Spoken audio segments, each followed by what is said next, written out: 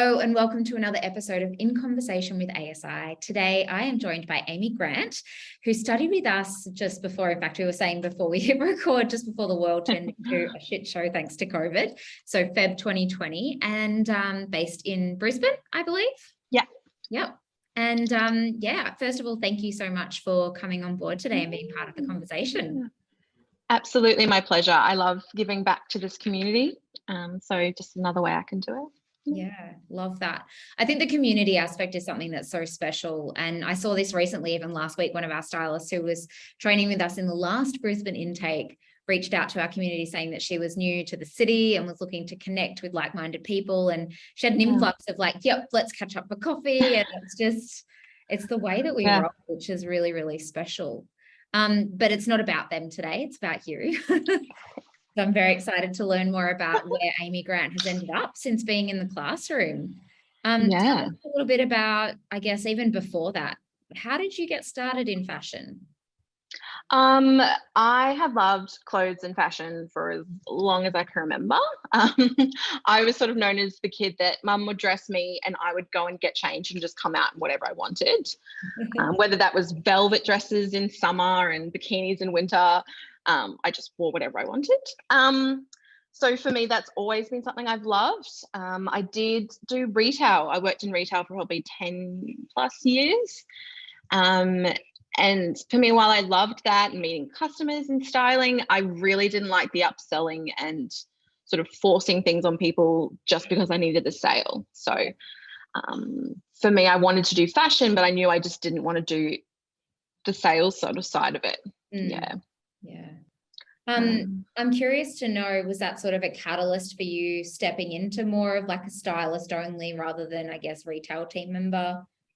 For years people had been telling me, oh, you should be a stylist, and I never really thought of it as a career option, especially being a plus size woman in little old Brisbane. There wasn't much of a sort of a fashion industry that I was aware of. So I, through twists and turns, went back to university to study marketing. And while I was doing that, I was doing retail, and I really was looking for a way to combine the both. So I knew I wanted a certificate or something, some sort of studies or tertiary sort of education in fashion. So I had that piece of paper as well as my own sort of knowledge. And I stumbled across ASI, saw the cert and thought, oh, look, I can do this while studying at university. And that was sort of the biggest draw card for me, was being able to combine those two things into one. That makes sense. Yeah, absolutely. I think what you've said even in the beginning of us chatting just now, you know, those first fashion memories tend to form a big part of, I guess, who we become. But, you know, I think there's a similarity here. And, you know, you mentioned this just before, you know, being plus size and where you live. It didn't really seem like there was a place for us. Yeah, no, definitely. Yeah. And, you know, especially as someone who's loved fashion for as long as we have, it's hard to know where you will be accepted or taken seriously. And I think what you've said there about, you know, getting some sort of qualification and actually, you know, having that credibility behind you makes such a difference. I guess when it comes to fashion, what do you love about it? For me, it's the self-expression. I sort of see it as like just showing who I am and wearing almost like wearable art. I love the idea that I can have fun with it. I can be who I want. I can be sexy one day, or I can be sleek and elegant. And I love playing with the rules of what plus size women are supposed to wear. And for me, it's fun. I enjoy that. And I really love empowering other people through that as well. And for me, that's probably the biggest thing. It's just I can have fun with it. And I kind of like pushing the boundaries a little bit as well. I find it a little bit daring sometimes. But yeah, that's probably my favorite side of it. Yeah. And so when you talk about pushing those boundaries and, you know, I guess turning into whoever you want to be that day, where do you seek inspiration for fashion? For me, it's definitely mostly through social media. I've curated my feed to be super positive and super inspiring. And I know if I see something that makes me feel sort of question sort of my size or something like that, I will mute that post or that that influencer, because I know that's not true and I don't want that on my feed. So I make sure I support and follow brands that I love and content creators that are doing things differently, all from all walks of life, all sizes, shapes, colors, abilities. And I love having that feed where I can sort of, as I'm scrolling through, it's so diverse, and I love picking pieces from that. And my day job is social media as well. So for me, I'm doing that already. So I make sure my own feed is really curated and positive, and yeah. I love really that. fun. Who, I guess, in terms of those brands or people that you follow, sort of, and I know that I'm throwing a spanner in the works here, but is there someone who stands out to you front of mind that you're always like, wow, I just love what they do and put out there, whether that's a brand or a person? There are so many. I really try and champion sort of the smaller brands and the brands that are actually making clothes that fit everybody when they say they do. Like this dress I'm wearing is from Commonry, and I love that it's an Australian brand. I can walk into David Jones and pick up this gorgeous dress and it fits me beautifully. Oh my God, there are so many. I don't even know where to start. I've met so many beautiful plus size content creators that I really love this year, all over Australia. There are so many to name. I feel bad to sort of press one. That's okay. It's Yeah. nice to know that they're out there because, and this is something that I see quite often. And, part of ASI's methodology is understanding the reticular activating system and how that has so much of the same. And I think our social media algorithm is such a direct representation of our RAS that for many people, if they're not necessarily plus size or have clients who are, or people in their network who are, then they have no idea about that market or those people and, the challenges that we have previously. I mean, it's shifting, which is fantastic, but the previous challenges of being able to go into a store and buy something off the rack, which we didn't used to have. Yeah, it's definitely getting better from when I was a kid, and I was always been plus size, but through high school I was a 14 and thought I was ginormous because I couldn't fit anything. I couldn't walk into a sports girl or anything like that and pick up something that would fit my body.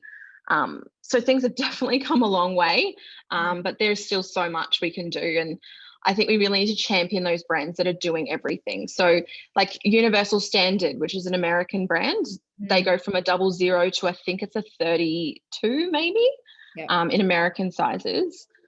And it's not a plus size collection. Every single piece comes in every single size. And it's not just a token little plus size collection only available online and limited items. And I think we really need to support those brands rather than the brands doing the bare minimum just to get sort of the attention. I could go on forever. And I think to a lot of brands now too, I'm working within sort of the social media and industry. I've been trying to get brands for jewelry or accessories to have plus size creators as well, because even though it's not necessarily something you associate with plus size, we still wear jewelry and belts and shoes, and so I think it's a whole sort of system change that needs to happen slowly. But for sure. What do you wish I guess that brands in the future start to consider in order to make this a reality? Like if you could sit in front of like any brand and have your say, what does that sound like? Don't make a plus size collection. Don't do it. We want to wear the clothes you already make. That's the one message I would really love to get across. And I do it. I make sure if I see something, I will comment on the post and I will send an email.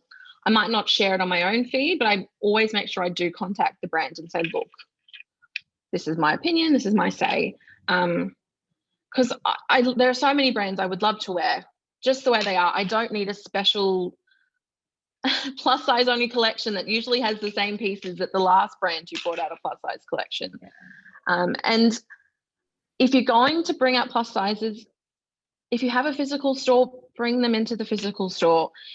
Customers, particularly plus size, are hesitant to buy from new brands online. I found that through friends as well as lots of clients, because they don't know how it's going to fit because you've never done that brand like that size before. And so a lot of brands go, oh, my plus size collection didn't work. No one wants it. No one's buying it. but there's that barrier that they're just not getting. So, and I'd also like to say, talk to plus size people. Yeah. I find a lot of the time it looks like they haven't even consulted someone above a 16. Yeah. So actually talk to people who want to wear your clothes. Yeah. Yeah. From my time in retail, I know that, you know, one of the brands I worked for offered a curve range of denim, meaning that it was fit for someone who was smaller through the waist and bigger through the hips. Yeah. But when they were doing the sample testing, they'd test on a size 12. I'm like, you go up to a size 20. Why aren't you trying this on in a 20? And Like, I'm not an hourglass. I am definitely an apple or a pear or whatever fruit you associate with. I've got a big belly, no bum, a bit of a waist. So a lot of the times I'm all over sizes, even in plus size, because I don't have that hourglass like a Kardashian or whoever, or even an Ashley Graham. So a lot of the time my clients have the same problems. They, oh, there's no place for me in fashion. I'm just too fat. It's a lot of the time being like, look, it's the clothes aren't designed for your body. It's that sort of, yeah. I think you're spot on. Like, they just haven't consulted the market to which they're going to present their garments, or they haven't. It's funny, I was just chatting, you might have seen Tina from Trash to Treasure recently. Yes, we support Tina definitely, because she did plus size. yeah. It's funny, one of the things that she mentioned in our conversation was that was like number one for her, you know, to make sure that everyone, in fact, she also mentioned that there's a suit style that she brought out in the range across 4 colors, and across all 4 colors, the size 26, so their biggest end of the size range, all sold out in a week. My favorite thing in my wardrobe is a green suit from Atmos in here, same brand that Tina's worked with. And it is the one thing I get the most comments on. It's featured in some sort of advertising for a different channel. Every comment they get, every message, where is that suit from? I want a plus size suit like that. I want that colored suit. I'm plus size, I want that suit. I'm so happy. I'm trying to decide what color to get from Tina's. There's a few nice ones, and I'm thinking, when they come out, plus size women will definitely, there's a huge market for office wear. So if there are any brands out there, there's huge money to be made for sure. I don't know if you're similar thought process as me as well when you look at the plus size market, but growing up, you know, I always felt like I had to dress so much older than my age. And even now, like in my mid-30s, sometimes I feel like I have to dress like my mum who's in her mid-60s. And I'm like, but I don't understand how you could have missed, you know, 30 years almost. I look back at old photos, even like my semi-formal photo when I was like 16, and I looked like I was like a 40-year-old lady, because there weren't even options. Like, I couldn't get anything. Online shopping wasn't really a thing. There were no options. There were only the same shops that my mum shopped at. And so a lot of my clients that I've done personal styling with, it's sort of breaking that barrier. You're allowed to wear what you want.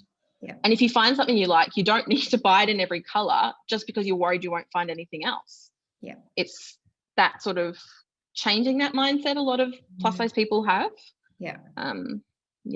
I really love about this styling job for sure. Is being like, a lot of people seeing me at events, even being like, oh, there is a plus size version, like person at that plus size, like at that fashion event. And usually if there's 2 of us, we find each other and like, oh, look at us, 2 fat people in the room. Like, it shouldn't and be I like love that though. Like, do you know what I mean? It's like, why do people still feel like we're segregated by size? It just baffles me. But I love that part of your brand and your ethos and your messaging is trying to really, you know, I guess, educate and power, and to almost call bullshit on what has been, you know, a really like terrible marketing strategy of fashion brands for way too long. Definitely. It's something I'm like, now I'm here, I have to do something, because it was ridiculous growing up and not having options, and I don't want other women to feel like that, because it sort of took me, like, I just turned 30, so it took me this long to really be comfortable in wearing what I want and pursuing this career in fashion. And I don't want a plus size girl who's in high school doing the same thing. Like, you're incredible, just go for it. Like, make the space if there's no space. How much do you think that if we had have had, I guess, the same even image diversity that we had growing up? Because I mean, you and I are still like that. We're about 5 years apart in age. I'm 35, and you just mentioned you just turned 30. How different do you think you might have thought about yourself, clothing, style, if you had seen the array of representation? I know it's still got a way to go, but yeah, I think that would have changed that for you. I think there would have been a huge difference. I literally never even thought about it.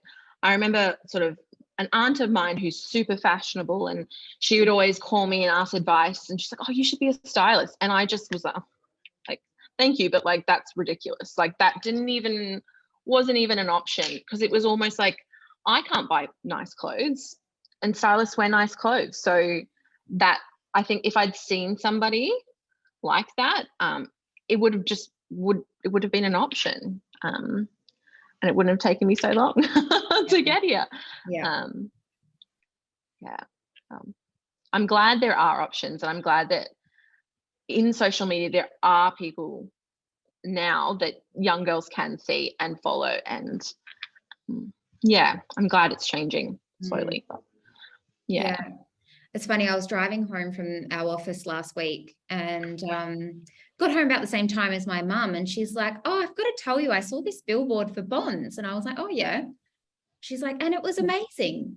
Like, just people of all different shapes and colors and sizes. One of them had, you know, like a skin pigmentation condition in it. It was just normal people. Yeah. I could be in the ad. And I thought, wow, like if you're 65 and you're really just starting to see someone who you think is just the normal like, where have we gone so wrong? Like, I was very lucky enough to be invited to the Curve Edit at Australian Fashion Week, which is the first ever plus size show, invite only, dream come true for sure. And it was incredible. There was bellies jiggling on the runway, and stretch marks on thighs, and boobs were jiggling. Not saying it was perfect. There could definitely be a bit more diversity within the models. There were a few size 12s, and there could have been a bit more color, and they did have an adaptive fashion runway. So there could have been the option for models with a physical disability, but it was just so lovely sitting in a crowd of plus size people who were invited to a fashion show at Australian Fashion Week. A few of us shed a little tear because it was just so beautiful. It wasn't, no one got up at the front at the start of the show being like, oh, this is the first curved runway. It was just a runway. It just happened. It was just like any other show I'd been to, except the models had curves and bellies and bums and stretch marks and scars from C-sections and things like that. It was just so lovely to see. But yeah, it was definitely an experience at being at that show, for sure. But it was beautiful. How amazing for you and your brand, though, that you were recognized to be invited. Like, that's a huge success. Yeah, thank you. It was beautiful Harlow. I'm not sure if you've heard of. Karen is so lovely. She reached out. I sort of made a comment being like, oh, I would love to go. I would definitely fly down from Brisbane, even though flights are insane. And she was like, of course. She's like, I didn't know whether that you would be like open to that. And I was like, oh, sign me up. I will be there. And it was incredible. I got to meet so many other models and curvy influencers, and made some great friends within the industry, which was incredible. Definitely. Amazing. I think it's long overdue, but it's nice to see that those voices and the call, and it's not just a call from plus size. You know, I know that, you know, some of my friends are starting to just understand how difficult it is, because many of them are just starting to have kids, so their body's changing. They're like, I didn't realize that was so hard to find pants that fit. I'm like, hello. Welcome to my world. Exactly. Oh, it's an amazing time to be in fashion, but also for your brand as well. You know, what's coming up for you? What are you working on at the moment? So for me, my personal brand has slowed down a little bit. I am working full-time within the fashion industry. I'm currently the social media and influencer coordinator for Secrets Shush Jewelry nationwide, which is so lovely. I get to combine sort of that social media background that I have, as well as sort of my fashion knowledge and all of that, Yeah. to do photo shoots and all the content creation. So for me, that's been sort of a big focus at the moment. Yeah. My personal side, been doing a few smaller projects, sort of passion projects, which is really nice. I'm doing a bit more content creation on my own Instagram, a little bit of modeling, which was a bit of fun. Yeah. Because I started being on set as a stylist, people started being like, oh, do you want to, like, have you ever thought about modeling? Like seeing, for a lot of them, they'd never worked with a plus size model before. And so a lot of them were like, oh, would you sort of maybe do something for us? And I said, yes. I'm like, oh, if you're going to work with someone plus size, yeah, I will do it. Bit of a learning curve with the modeling, but it's just a nice little offshoot from the styling. Yeah. Very cool. I'm curious to know as well, who's your biggest supporter as you take on this journey and the industry? Yeah. Probably my mum would be my biggest supporter. She was always to start with a little bit hesitant because she's a nurse. She's never really worked in fashion or anything like that. She knew I could definitely do it, but she was kind of a good voice in my ear being like, is this the right opportunity? Is this the right? And just sort of helping me question sort of brand partnerships and things like that. Yeah. But she's always there. She's always like the front row. She's liking the posts. She got Instagram just to follow along. I'd also like to say it's the community I've built within, the friends I've made from when I was a stylist at Toombul. I've met a great group of girls from all different walks of fashion. They're super supportive. I love the online community that we have at ASI. It's just so nice being able to meet people and be like, oh, I know you from ASI, and seeing people out at events being like, oh my God, like, and having that, knowing someone sometimes at those events is always handy. And I love that we share opportunities. There's no infighting or hiding of job opportunities and things like that. So I found that a really big support, having that sort of safety net if I have a silly question of people to go to. Yeah, love that. And in the future, what does success look like to you, and how do you measure that for yourself? For me, it's probably being able to do what I love every day. I don't really have sort of a defined goal. Like once I get there, I'm successful. I think as long as I'm still getting up every morning and loving what I'm doing, and even on the tough days going, you know what, I'm so fortunate to be able to do what I love and be happy and with myself and who I am and having great friends. I think I'm successful. Yeah, I think you are. Like, I mean, that's why we've had you on. I've absolutely loved, you know, I was your trainer as well when you stepped into the classroom, and watching your growth has just been amazing. And especially through, you know, 2 years of hardship, not just you know, here in Australia, but around the world. And just, I love what you're about. And it speaks to me on so many personal levels, not just from, you know, being a fashion lover, but being someone who is classified as plus size. And I get it, like when you said, and I might get a little bit emotional now, but when you said that it took you so long, like to hit 30 and go, actually, this is okay. It's why, like, it baffles me that so many women in particular, I'm not discounting men, but I can only speak from the perspective of being a woman. You know, I think it wasn't until I was maybe late 20s that I started to go, I'm worthy and my body is okay and I can wear fashion and all of these things that we tell ourselves. But when you said that, like, my heart sort of skipped a beat. I was like, wow, like, it just really hit home for me. And I want to thank you for being so honest about that, because it's not always so easy to let that vulnerability out. But, you know, I'm sure that it'll resonate with a lot of people.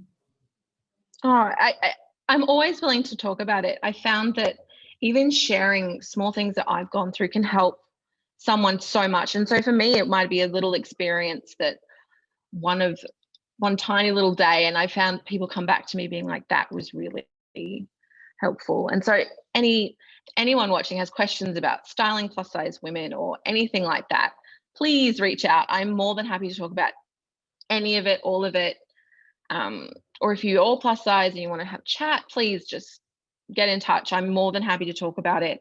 I know a lot of plus size women are scared and they don't want to talk about the little things like chub rub and bellies and stuff like that. So please get in touch. I'd rather you ask me the awkward questions and have a client who maybe doesn't feel comfortable, because I'm more than happy to chat. I think that's the other thing. It's like we've been so conditioned to not feel comfortable enough to even ask the question. It's like, are we going to offend someone if we ask them this question? But actually it's like, no, because you're going to help so many other people by getting that answer. Yeah, definitely. I know I've had a lot of clients who will come to me and be like, I wanted you to style me because you look like me. And sometimes I'm like, I'm not the right person for whatever reason, but I will help you find someone. And there's often a lot of pushback just because they go, well, they don't know the lived experience that we have being plus size.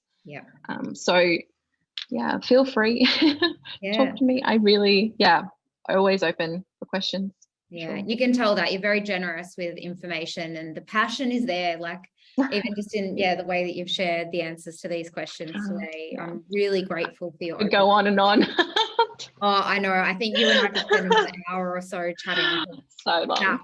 What we love, what we hate, what we wish was different. Yeah. I mean, we're seeing that change and you're a big catalyst of that. So, don't stop what you're doing ever, because, it's powerful. Oh, thank you so much. That's so lovely to hear. Yeah. You're a superstar and we love having you as part of ASI, and thank you again for taking the time to speak with us. My absolute pleasure. Thank you so much for having me. I'm glad you're giving space to plus size bodies, and I never felt anything less being at ASI. No one treated me different because of my size, and that was one thing I was nervous about going into it, being like, oh, am I going to be the only fat person in the room? And didn't feel any different, and I definitely felt included and accepted right from the get-go. So thank you guys for all your love and support. You're very welcome and you're very deserving. I can't wait to see what's next. Thank you. Be in touch.